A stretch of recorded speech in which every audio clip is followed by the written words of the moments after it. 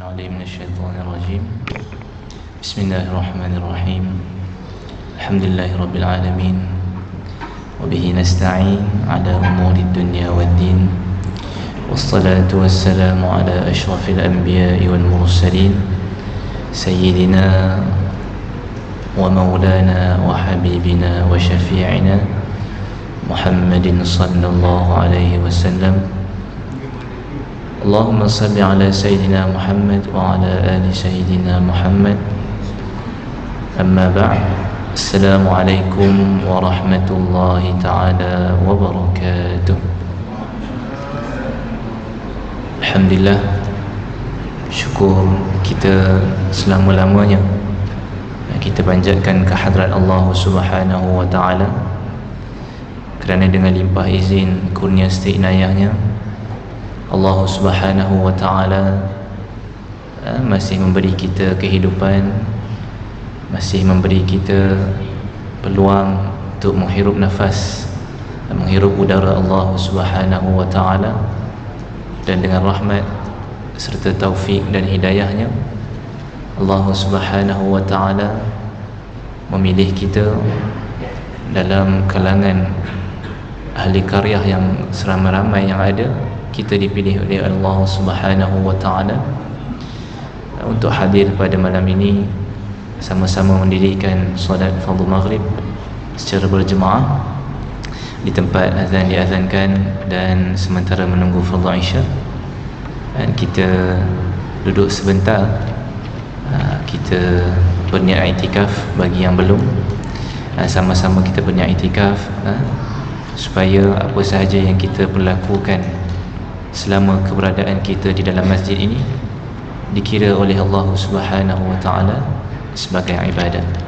Tuan-tuan dan puan rahmati Allah Subhanahu wa ta'ala, kita meneruskan kita punya perkongsian ataupun kita punya pengajian kita pada penafsiran surah Al-Kahfi, berpandukan tafsirannya daripada tafsir Al-Azhar yang dikarang oleh Profesor Buya Hamka. Dan seperti biasa, metod kita yang kita akan lalui pada malam ini ialah kita akan baca terlebih dahulu apa ayat yang kita akan lalui pada malam ini, kemudian barulah kita akan melihat apakah makna dan apakah penafsiran Buya Hamka, dan juga apakah ibrah ataupun pengajaran yang kita boleh ambil dan kita dapat pada ayat-ayat yang kita baca pada malam ini, insya-Allah. Pada malam ini kita akan membaca pada muka surat yang ke-298, ayat yang ke-35 daripada surah Al-Kahfi. Kita baca pada awal, kita ulang sikit. Kita baca daripada awal muka surat yang ke-298, ayat yang ke-35, juzuk yang ke-15, surah Al-Kahfi. أعوذ بالله من الشيطان الرجيم.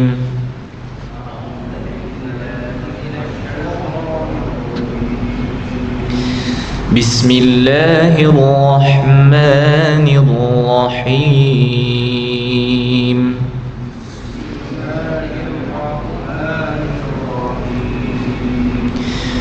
ودخل جنته وهو ظالم لنفسه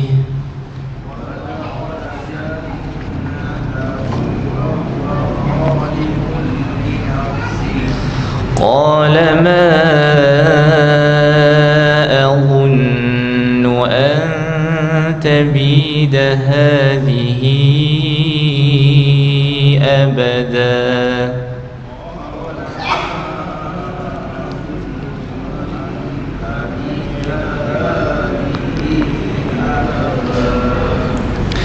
وما أظن الساعة قائمة ولئن رددت إلى ربي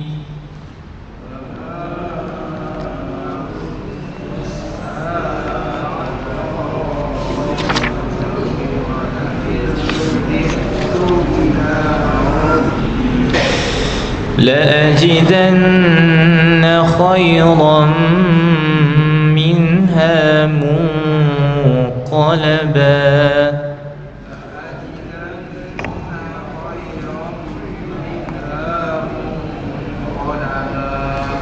قال له صاحبه وهو يحاوره أكفرت بالذي خلقك من تراب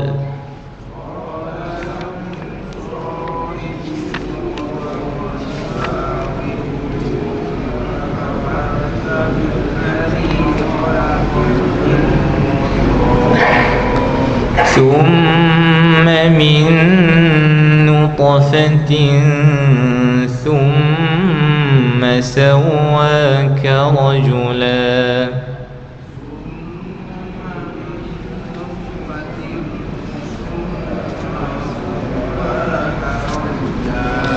لكن هو الله ربي ولا أشرك بربي أحدا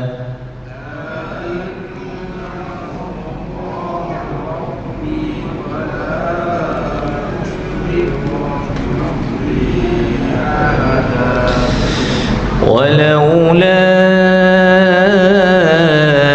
إذ دخلت جنتك قلت ما شاء الله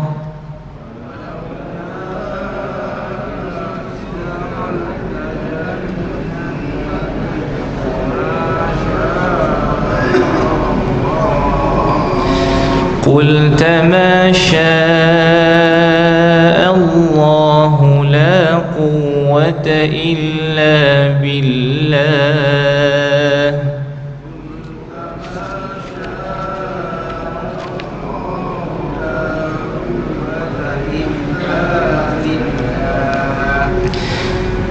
إن ترني أنا أقل منك مالا وولدا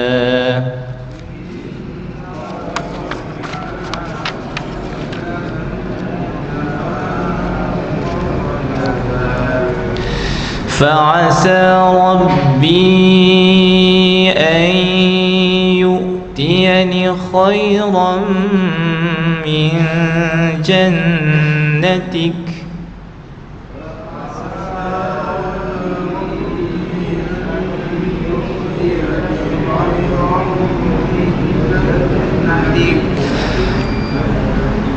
ويرسل عليها حسبانا من السماء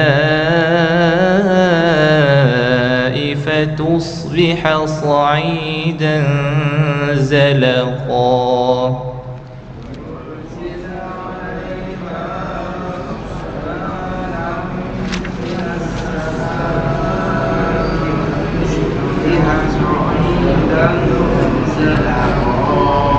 أو يصبح ماؤها غورا فلن تستطيع له طلبا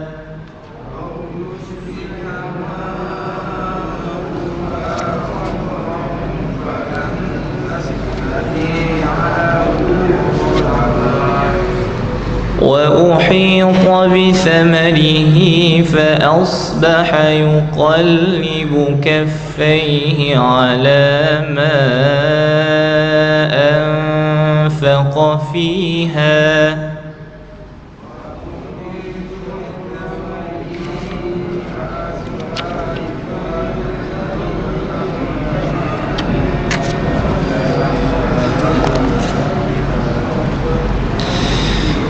وهي خاوية على عروشها فراشها ويقول يا ليتني لم أشرك بربي أحدا.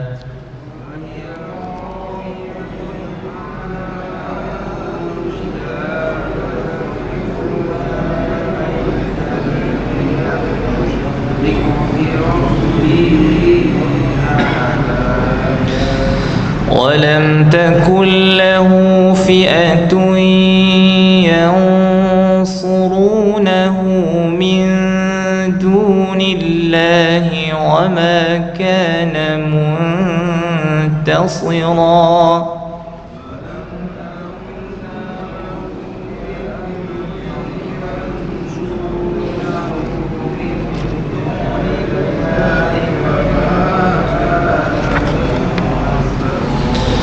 هنالك الولاية لله الحق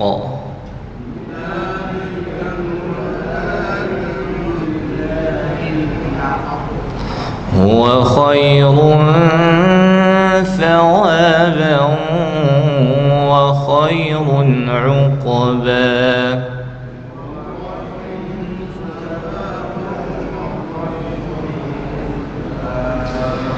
واضرب لهم مثل الحياة الدنيا كماء أنزلناه من السماء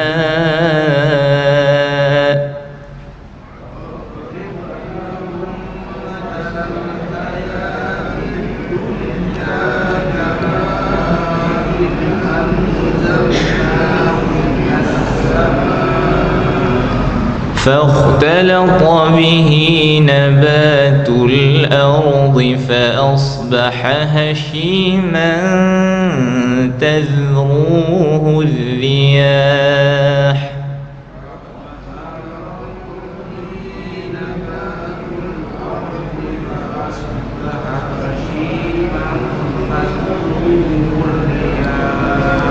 وكان الله على كل شيء مقتدرا.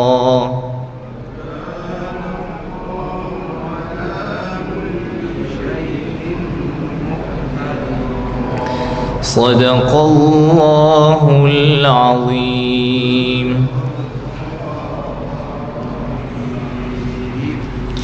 Alhamdulillah, tuan-tuan dan puan-puan rahmati Allah Subhanahu wa taala.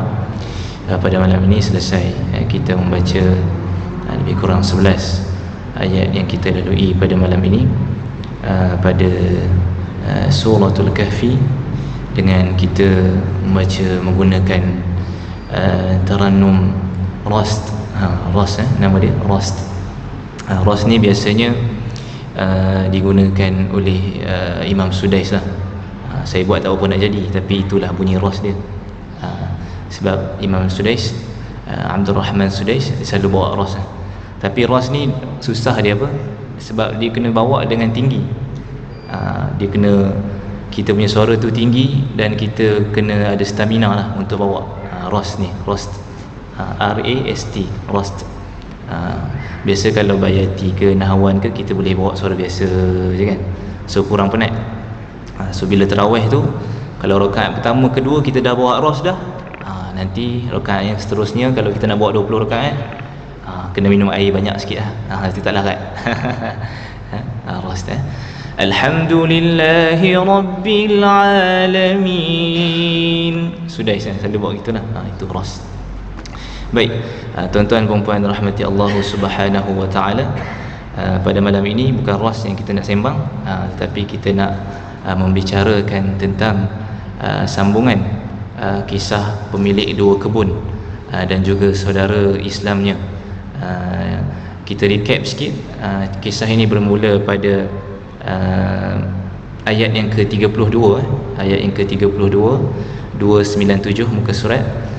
Kisahnya bermula daripada situ sehinggalah ayat yang ke-44 akan habis bercerita tentang kisah pemilik dua kebun dan saudaranya. Tuan-tuan dan puan-puan rahmati Allah Subhanahu wa taala, saudara Islam dan saudara kafir. Yang Islam miskin, yang kafir ini kaya dalam cerita ini. Okey.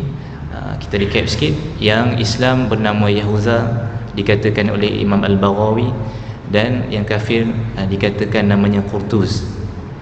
Dan yang kafir ini diberikan oleh Allah Subhanahu wa taala satu harta, iaitu kebun yang diceritakan dalam ni. Tetapi kalau kita melihat tafsir, dia ada lagi harta yang lain. Dia ada wang, dan dia juga ada harta pemudaraan lain selain daripada kebun yang dia ada. Kebun dia, tuan-tuan dan puan-puan, dia ada dua kebun. Kebunnya ditanam anggur, dan ada juga kurma di sekelilingnya, dan di dalamnya juga ada tanaman-tanaman yang lain, dikatakan sayur-sayuran.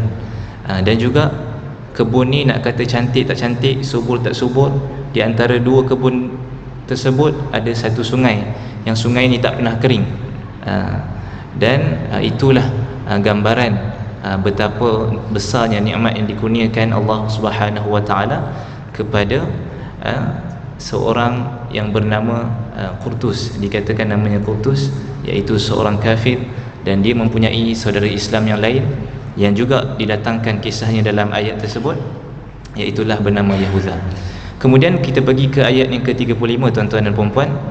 Di sini adalah satu di antara kemuncak cerita bagaimana harta telah menyebabkan saudara pemilik kebun ni menjadi bongkak, dan dia menyatakan bahawa dirinya akan dibangkitkan lebih baik daripada kebun yang dikurniakan. Di sini ulama ada menggariskan ataupun menyatakan 4 kesalahan yang fatal, ataupun 4 kesalahan yang begitu jelas nyata tentang pemilik dua kebun tersebut. Kita lihat pada ayat yang ke-35, tuan-tuan dan puan-puan. Wa dakhala jannatahu wa huwa zalimun li nafsihi. Dan kata Allah Subhanahu wa taala, dan dia memasuki kebunnya sedang dia zalim terhadap dirinya sendiri. Apa yang dia kata, tuan-tuan dan puan-puan? Dia kata qala ma adhunnu an tabida hadhihi abada. Dia kata, aku kira kebun ini tidak akan binasa selama-lamanya. Itu kesalahan dia yang pertama. Dia yakin, dengan penuh keyakinan dia kata kebun yang dia ada ni tak akan binasa selama-lamanya, abada. Itu kesalahan dia yang pertama. Kemudian ayat yang ke-36, Allah Subhanahu wa taala berfirman, wa ma adhunnu as-sa'ata qa'imah. Itu yang kedua.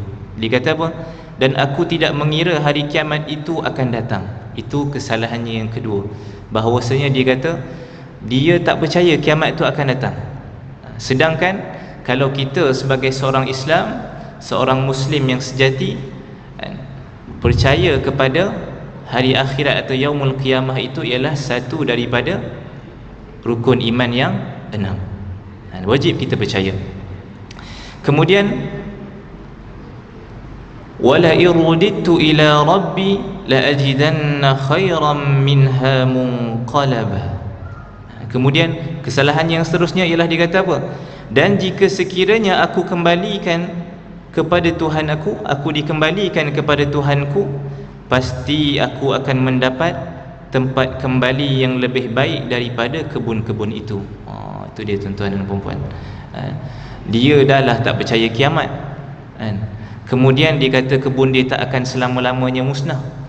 Kemudian dia pula kata bahawasanya kalaulah dia kembali kepada Tuhan dia sekalipun, dia akan dapat tempat yang lebih baik daripada kebun-kebun dia. Begitu yakin dia, tuan-tuan dan puan-puan rahmati Allah Subhanahu wa taala.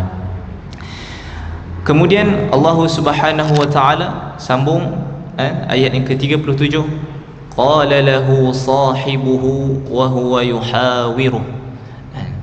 Ayat yang ke-37 ni barulah menceritakan tentang dialog saudara Islamnya yang bernama Yahuza tersebut. Apa dia kata? Qala lahu sahibuhu wa huwa yuhawiruh. Kawannya yang mukmin berkata kepadanya, kepada yang si kafir tersebut, sedang dia bercakap-cakap dengannya. Dia tengah bersembang ni. Dia tengah bersembang Bukan dia tengah marah ke, bukan dia tengah maki daripada jauh ke, bukan dia tengah pakai mikrofon dan sebagainya, tak. Wa huwa yuhawiruh, kata Allah, ketika ini saudara Islam ini dia sedang bersembang-sembang je. Itu di antara uslub yang kita boleh pakai dalam kita nak dakwah. Kalau kita nampak ada kawan kita, ada saudara kita yang tergelincir, dan cara kita nak tegur dia bukan kita buat status kan, hashtag semoga terasa, tak ada, tak boleh gitu. Kita kena apa? Kena bersembang-sembang, sambil-sambil jom kita pergi kena tertarik sikit lepas isyak ni, adalah nak sembang-sembang sikit. Ketika itu kita try tanya, kemudian kalau kita nasihat, kita nasihatlah ketika itu. Tuan-tuan dan puan-puan rahmati Allah Subhanahu wa taala, apakah saudara muslim ni bagi tahu? Dia kata, akafarta billadhi khalaqaka min turab. Dia kata, apakah kamu kafir kepada Tuhan yang menciptakan kamu daripada tanah? Dia tanya kepada saudaranya yang kafir tadi. Thumma min nutfatin, kemudian dari setitis air mani, kemudian yang menciptakan kamu dari tanah. Thumma min nutfatin, kemudian dari setitis air mani. Thumma sawwaka rajula, lalu dia menjadikan kamu seorang lelaki yang sempurna. Dikata dekat saudara dia, Qurtuz, kamu ni betul ke kamu ni nak kufur kepada Tuhan yang menciptakan kamu daripada tanah? Manusia berasal daripada tanah. Bagaimana kisah Nabi Adam alaihissalam diciptakan dari tanah? Maknanya kita semua ni berasal daripada tanah. Summa min nutfatin, kemudian daripada air mani yang hina. Summa sawwaka rajula, kemudian kepada seorang lelaki yang sempurna. Dengan kejadian demi kejadian, demi pertumbuhan yang jadi kepada diri kamu, adakah kamu nak berkufur ataupun kamu nak menjadi kufur kepada yang menciptakan kamu sebegini? Begitu katanya lebih kurang. Tuan-tuan puan-puan rahmati Allah Subhanahu wa taala. Kalau kita tengok penciptaan manusia, kita boleh tengok di dalam ayat, di dalam suratul Baqarah. Kata Allah, kaifa takfuruna billah wa kuntum amwata. Bagaimana kamu ni nak kufur kepada Allah Subhanahu wa taala, wa kuntum amwata, padahal dulu kamu ni tak ada, kamu ni mati. Fa ahyakum, kemudian Allah hidupkan kamu. Thumma yumitukum, kemudian Allah matikan kamu sekali lagi. Thumma yuhyikum, kemudian dah tadi mati, hidup pula Allah bagi. Thumma ilaihi turja'un, kemudian kepadanya lah kita semua akan dikembalikan. Kamu ni Allah kata dulu tak ada, mati tak ada, kemudian kamu dihidupkan. Fa ahyakum, sekarang. Nanti esok-esok kita akan mati. Thumma yumitukum thumma yuhyikum, kemudian kamu akan dihidupkan balik nanti di akhirat. Thumma ilaihi turja'un, dan ketika itulah hakikat kehidupan yang sebenar, kita kembali kepada Allah Subhanahu wa taala. Dan kita ni hidup ni dalam keadaan tak tahu apa-apa. Kata Allah, wallahu akhrajakum min butuni ummahatikum la ta'lamuna syai'a. Dan Allah Subhanahu wa taala mengeluarkan kamu daripada perut ibu kamu, la ta'lamuna syai'a, dalam keadaan kamu ni tak tahu apa langsung. Kenapa dengan fakta tersebut kita masih lagi menghirup udara, udara kesombongan, udara yang kita hirup menjadikan kita ini seorang yang takabur sifatnya. Kenapa? Itu di antara persoalan-persoalan yang ditujukan kepada saudara yang kafir tadi. Kemudian tuan-tuan dan puan-puan, ayat yang ke-38, lakinnahu wallahu rabbi. Ketika ini si Yahuda ni dia menyatakan pendirian dia pula. Dia kata apa? Lakinnahu wallahu rabbi, aku percaya Allahu rabbi, dialah Allah Tuhanku. wala usyriku bi rabbi ahada, dan aku tidak mempersekutukan seorang pun dengan Tuhanku. Kuatnya iman Yahuza, walaupun tak ada harta, walaupun tak ada anak pinak, kekuasaan dan sebagainya, tetapi imannya tetap utuh. Kemudian ayat yang ke-39, walaula iz dakhalta. Ni dia nak nasihat pula. Tadi dia menyatakan pendirian dia, dan sekarang ni dia nak berubah dia punya mood dia kepada mood menyerang pula lah. Dia nak bagi tahu kepada saudaranya yang kafir tadi. Walaula iz dakhalta jannatak, dan mengapa kamu tidak mengatakan waktu kamu memasuki kebunmu. Dan dia bagi tahu kenapa waktu masuk kebun tu kamu tidak mengatakan apa? Qulta ma syaa Allah la quwwata illa billah. Mengapakah kamu tidak mengatakan ketika masuk kebunmu itu masya Allah la quwwata illa billah? Dan masya Allah ni sesungguhnya Allah lah yang menjadikan setiap sesuatu. Itu masya Allah. Kita sebut masya Allah tu maknanya kita nak meyakini bahawa apa yang terjadi itu adalah kerana Allah yang nak menjadikan perkara tersebut. Masya Allah. Sebab tu kalau nikmat kita biasanya sebut masya Allah. Dan kalau ada azab kita sebut subhanallah. Itu. Kadang-kadang kita ni terbalik. Subhanallah untuk nikmat, masya Allah untuk isteri Allah, masya Allah. Kan? Tak. Dia masya Allah untuk nikmat, subhanallah untuk kalau kita tengok ada bencana dan sebagainya, kita boleh sebut subhanallah. Baik. Kemudian la quwwata illa billah in tarani ana aqalla minka malan wa walada, untuk melengkapkan ayat yang ke-39. Sekiranya kamu anggap aku lebih sedikit darimu dalam hal harta dan keturunan.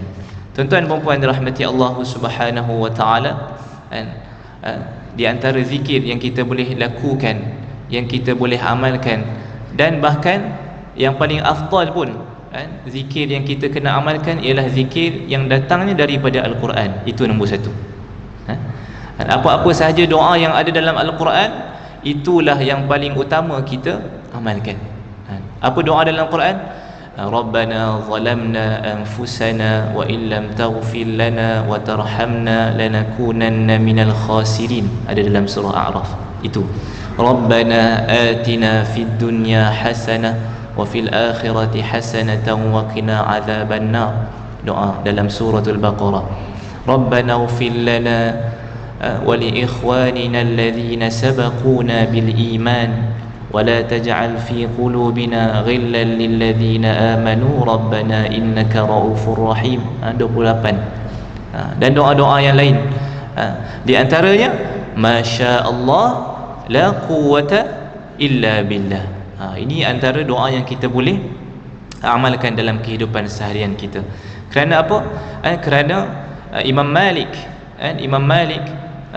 radhiyallahu anhu rahmatullahi taala alaih, ketika mana dia mendapat nikmat, dia akan sebutkan masya Allah la quwwata illa billah. Dan murid dia akan tanya, kenapa selalu baca zikir tersebut? Kemudian Imam Malik bagi tahu, apakah kamu tidak membaca suratul Kahfi? Dia kata kat murid dia. Maknanya besarnya ganjaran yang boleh didapati dengan membaca doa masya Allah la quwwata illa billah. Dan ulama salaf dalam tafsir Al-Azhar bagi tahu, ulama salaf pun biasanya kalau balik daripada pemusafiran yang jauh, dia akan baca masya Allah la quwwata illa billah ketika mana dia balik dan dia masuk rumah dia, dan dia akan baca masya Allah la quwwata illa billah, dan rumah itu akan jadi tenang. Dan satu hadis daripada Nabi sallallahu alaihi wasallam, hadis marfu' daripada Anas radhiyallahu anhu beritahu, ma an'ama Allahu ala 'abdin ni'matan min ahlin aw malin aw waladin fayaqulu ma syaa Allah la quwwata illa billah fayara fihi afatan dunal maut. atau kama qala alaihi salatu wassalam. Nabi bagi tahu, ma an'ama Allahu ala 'abdin ni'matan, tidak ada nikmat yang dikurniakan Allah Subhanahu wa taala akan satu nikmat daripada nikmat keluarga ataupun nikmat harta ataupun nikmat anak, fayaqulu masya Allah, dan orang ini berkata masya Allah, la quwwata illa billah, maka tidak akan ada malapetaka yang akan menimpa dia dan tiga perkara tadi kecuali mati. Maknanya kita boleh mengelakkan kita, harta kita, keluarga kita dan anak kita daripada malapetaka, daripada bencana, daripada ujian yang berat, dengan kita membaca masya Allah la quwwata illa billah. Dan orang Arab biasanya dia lekat dalam pintu, depan pintu rumah dia, masya Allah la quwwata illa billah.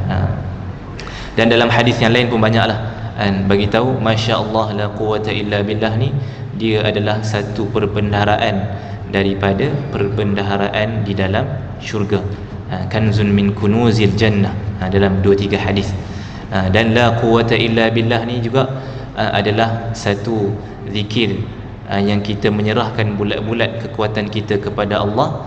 Bismillahi tawakkaltu ala Allah, di antara bentuk zikir yang lain yang kita boleh baca juga yang berkait dengan doa hari ini, iaitu masya Allah la quwwata illa billah. Tuan-tuan dan puan dirahmati Allah Subhanahu wa taala, boleh balik ni kita try amal, senang je. Tak ingat, kita bukalah suratul kahfi pada ayat 39, masya Allah la quwwata illa billah, terus boleh amal insya-Allah. Kemudian tuan-tuan dan puan, kita sambung pada ayat yang ke-40. Kata Allah Subhanahu wa taala, fa'asa rabbi an yu'tiyani khairan min jannatik wa yursil 'alayha husbanan minas sama' fatusbiha sa'idan zalaqa. Maka mudah-mudahan Tuhanku akan memberi kepadaku kebun yang lebih baik. Ini perkataan siapa? Perkataan saudara muslim tadi. Mudah-mudahan Allah memberi kepadaku kebun yang lebih baik daripada kebunmu ini, dan mudah-mudahan Allah Subhanahu wa taala mengirimkan ketentuan husbana, ketentuan daripada minas sama, daripada langit kepada kebunmu, hingga kebunmu itu menjadi tanah licin. Ini doa yang didoakan oleh saudara muslim tadi, Yahuda itu, kepada kebun saudara kafirnya.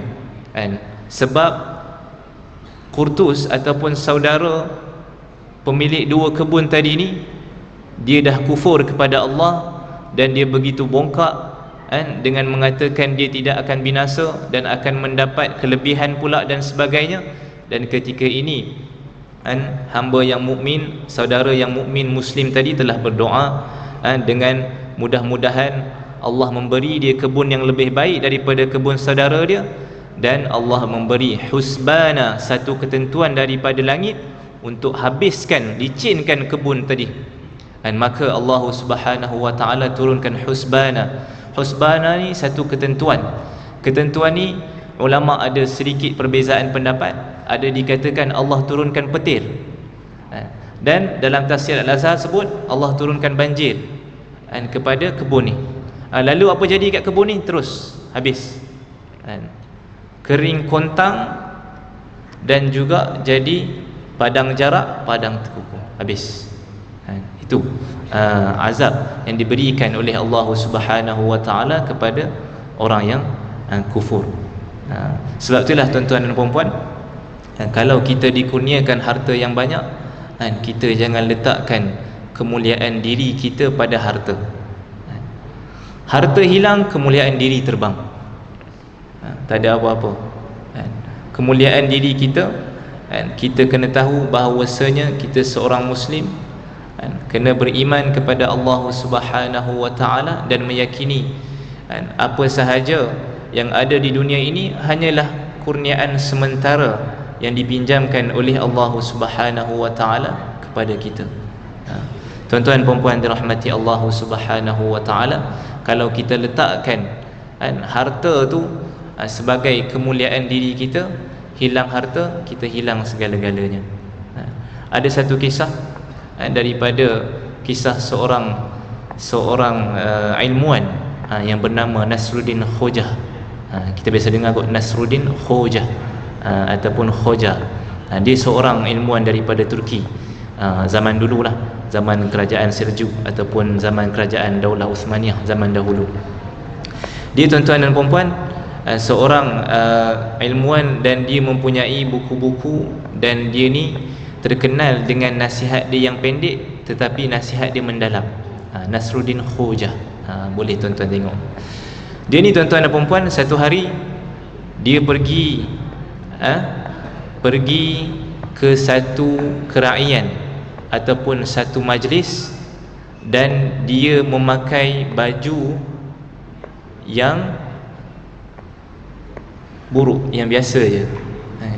Maka orang yang menganjurkan majlis tadi, dia telah halau Nasruddin Khojah ni. Kemudian dia kata tak apa, dia balik dan dia tukar baju, pakai pakaian yang terbaik dia. Dia VIP, dia kaya. Kemudian dia pergi, ketika itu tuan rumah tersebut panggil dia, bagi meja VIP, bagi makanan yang paling elok sekali dan sebagainya. Kemudian dia kata, okey, saya masuk. Apabila dia masuk, dia ambil air, dia tuang dekat baju dia. Maka tuan rumah tadi tanya, kenapa tuang dekat baju? Dia kata, kamu bukan memuliakan saya, kamu memuliakan pakaian saya.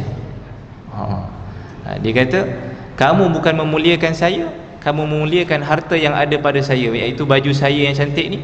Sebab itulah saya tuang air tersebut, nak mengatakan bahawasanya orang banyak melihat kepada harta dalam konteks nak memuliakan orang tersebut. Kadang-kadang kita salah menafsir. Kita bukan tengok amalan dia, bukan tengok kepribadian dia, tetapi kita tengok harta dia. InsyaAllah masuk. Silakan. Baik, tuan-tuan dan puan-puan rahmati Allah Subhanahu wa taala. Kita ada lagi 5 minit dan kita akan habiskan ayat yang kita baca pada malam ini, insya-Allah. Kemudian, tuan-tuan dan puan-puan rahmati Allah Subhanahu wa taala, kita sambung sedikit. Kemudian Allah Subhanahu wa taala meneruskan cerita ini dengan menyatakan kekesalan yang berlaku kepada pemilik dua kebun, yang mana kebunnya tadi telah hancur musnah. Wa uhita bi thamarihi fa asbaha yuqallibu kaffaihi ala ma anfaqa fiha. Dan harta kekayaannya dibinasakan, lalu ia membolak-balikkan kedua tangannya. Allah menyesal, tanda menyesal terhadap apa yang ia telah belanjakan untuk itu. Sedang pohon anggur itu roboh bersama para-paranya, dan dia berkata, ya laitani lam usyrik bi rabbi ahada. Aduhai, kiranya dulu aku tidak mempersekutukan seorang pun dengan Tuhanku. Dia dah mula menyesal dah. Harta hilang baru nak menyesal. Kemudian ayat yang ke-43, walam takul lahu fi'atun yansurunahu min dunillahi wa ma kana muntasira. Dan tidak ada bagi dia segolongan pun yang akan menolongnya selain Allah, dan sekali-kali ia tidak dapat membela dirinya. Dan Allah Subhanahu wa taala nak bagi tahu, kalau Allah nak bagi sesuatu azab kepada seseorang ataupun sesuatu kaum, maka tidak ada yang dapat menyelamatkan kecuali pertolongan Allah Subhanahu wa taala. Hunalikal walayatu lillahil haqq. Dan kisah ini, ayatnya yang terakhir ialah hunalikal walayatu lillahil haqq, kata Allah. Di sana ketika itu pertolongan itu hanya dari Allah yang hak. Dan bagaimana kita menyatakan tadi, ketika mana azab yang telah menimpa, kadang-kadang kita tengok tsunami yang besar, Masya Allah, ada orang selamat, ada. terbakar satu gudang dan sebagainya, ada orang selamat? Ada. Dan bagaimana benda ni boleh terjadi? Itulah Allah nak kata apa? Hunalikal walayatu lillahil haqq. Ketika mana sesuatu kejadian yang berlaku dengan sangat dahsyat, iaitu bagaimana banjir ataupun petir yang berlaku sehinggakan habis semua kebun tadi, ketika itu kata Allah, kalau ada pertolongan yang terjadi ketika itu, hanyalah pertolongan Allah Subhanahu wa taala yang boleh menyelamatkan sesiapa dalam keadaan tersebut. Huwa khairun thawaba wa khairun uqba. Dan Allah bagi tahu dia adalah sebaik-baik pemberi pahala dan sebaik-baik pemberi balasan. Dan tuan-tuan dan puan-puan dirahmati Allah Subhanahu wa taala, dan kisah pemilik dua kebun habis pada ayat yang ke-44. Tuan-tuan dan puan-puan dirahmati Allah Subhanahu wa taala, kisah ini tidak lain dan tidak bukan Allah nak menceritakan bahawa pentingnya akidah dalam diri kita. Tak ada akidah yang kuat, maka kita akan hancur binasa dan kita akan lalai, dan kita akan terlepas daripada rahmat dan syurga Allah Subhanahu wa taala. Hari ini banyak tuan-tuan dan puan-puan, semalam ada viral dalam TikTok. Saya tak ada TikTok, tapi saya tengoklah orang komen. Ada seorang muslimat berpurdah, Masya Allah, tapi demi like dan sebagainya sanggup membuat sesuatu perkara yang tidak baik di khalayak ramai. Apa dia? Tuan-tuan perempuan searchlah sendiri. Bahaya. Sekarang ni duit, harta, iman tergadai. Bahaya tuan-tuan dan perempuan. Itu belum kira ajaran sesat lagi. Ajaran sesat ni lagi banyak lah. Yang orang Melayu pun sesat, tak Melayu pun sesat, khalifah dia perempuan pun boleh jadi sesat, khalifah dia lelaki pun boleh jadi sesat. Yang ikut dia bukan tak ada janggut ni janggut panjang ni. Yang ikut dia pakai tudung labuh lagi daripada ustazah yang biasa-biasa tu. Oh, Masya Allah. Tapi ikut ajaran sesat. Macam mana tu? Itu tuan-tuan dan puan-puan, akidah ni kita perlu jaga dan pelihara. Dan tuan-tuan dan puan-puan rahmati Allah, insya-Allah pada pertemuan yang akan datang, menarik untuk kita melihat pada ayat yang ke-45, bagaimana Allah suruh kita tengok kejadian air. Kejadian air, dia daripada langit turunnya air, kemudian dia membasahi bumi, dan dengan sebab dia membasahi tanah tadi telah menumbuhkan tumbuhan, dan air tersebut hilang begitu saja. Allah nak cerita apa ni? Sama-sama kita tengok kisahnya pada pertemuan yang akan datang pada ayat yang ke-45. Kita boleh baca dan tengok apa yang Allah nak sampaikan kepada kita tentang air.